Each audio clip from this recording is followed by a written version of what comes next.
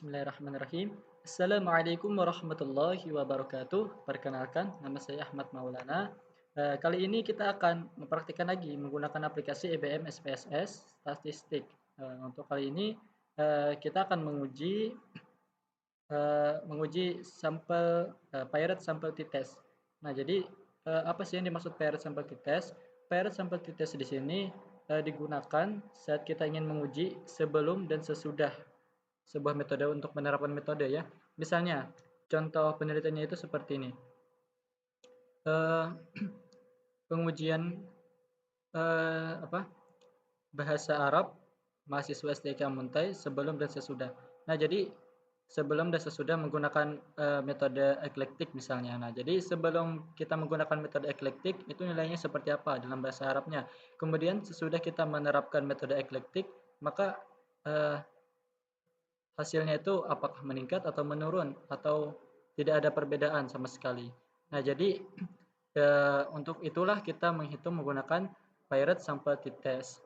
Nah, dalam Paired Sample T-Test ini ada juga beberapa syarat sebagaimana uji-uji yang kemarin. Oke, di antara syaratnya itu ialah ini, nilainya itu harus berdistribusi normal atau kita harus menguji normalitas. Bagaimana cara menguji normalitas? Kalian bisa lihat video di pojok kanan sebelah atas atau bisa lihat di kolom deskripsi di bawah. Kemudian yang kedua ialah, oh tidak ada, cuma ada satu ya. Ya, cuma uji normalitas saja. Oke, jadi datanya itu harus normal dulu, baru bisa kita gunakan. Tapi sebelum itu, kita akan membuat hipotesis dua hipotesis dulu. Yang pertama hipotesis nol atau HO, tidak tidak ada perbedaan rata-rata antara hasil belajar sebelum dan sesudah. Artinya tidak ada pengaruhnya terhadap metode eklektik tadi.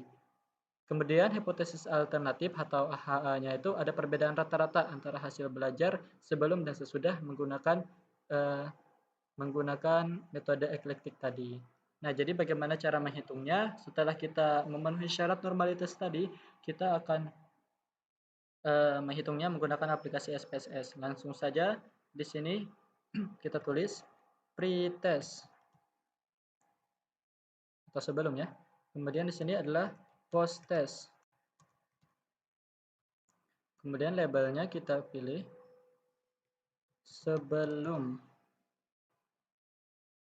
Ini terserah mau diisi atau tidak. Supaya tidak bingung, kita tulis samakan saja. Sesudah, samakan saja dengan video saya. Kemudian desimalnya kita ubah ke 0. Measure-nya seperti biasa, scale. Masuk ke data view. Di sini datanya sudah kita siapkan. Nah, jadi sebelum kita tes pelajaran bahasa Arabnya, kita sudah mentes setelah kita menerapkan metode eklektik tadi, maka hasilnya dapatnya seperti ini. Kita copy, Ctrl C, kita paste, Ctrl V. Kemudian bagaimana cara menghitung Paired Sample T-Test-nya? Kita klik Analyze atau toolbar Analyze. Kemudian kita pilih Compare Means. Nah, kita pilih Paired Sample T-Test. Nah, variabel 1 yaitu pretest. Oke. Variabel 2 kita isi dengan post-test atau sesudahnya. Oke. Kemudian untuk option kita harus perhatikan di sini ada 95%, jangan diubah ya. Kemudian kita klik continue, kemudian kita klik OK. Nah, jadi bagaimana cara kita membaca datanya? Oke, sama-sama kita akan baca. Nah, untuk rata-rata sebelum dites pakai metode eklektik, di sana terdapat nilai rata-rata 54,62. Nah, sedangkan sesudah kita menerapkan metode eklektik ternyata meningkat menjadi 67 rata-ratanya 69 dari 13 responden dengan responden yang sama ya. Oke. Untuk kita lihat lagi di sini ada paired sample correlation. Nah, jadi di sini apakah terdapat hubungan atau tidak? Nah, artinya kita bisa membaca data tersebut di sini. Nah, jikalau nilai sig lebih kecil daripada 0,05, maka terdapat hubungan antara dua sampel. Nah, jadi di sini jadi sampelnya sebelum dan sampelnya sesudah itu terdapat hubungan atau tidaknya kita lihat dari correlation di sini. 0,35 itu lebih besar daripada 0,05.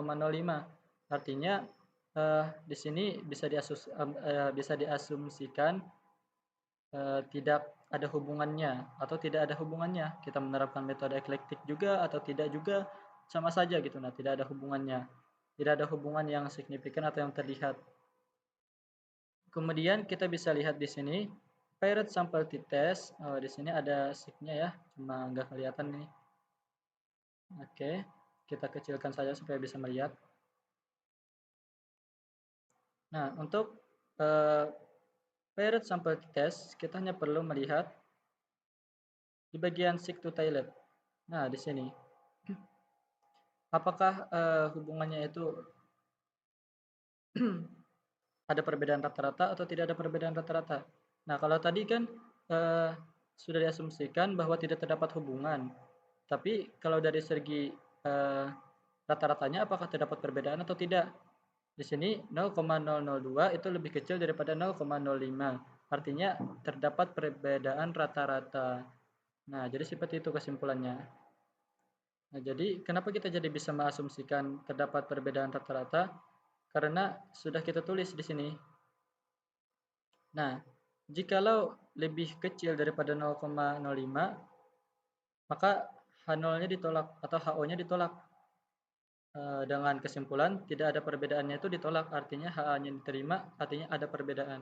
Nah, jadi seperti itu kesimpulannya. Mudah-mudahan tidak pusing ya. Uh, Ya, kenapa jadi bisa juga dikatakan terdapat perbedaan? Kita lihat saja di sini. Min-nya itu sudah kelihatan, rata-ratanya itu ada perbedaan kan? Artinya antara nilai pertama dengan nilai yang kedua itu ada perbedaannya.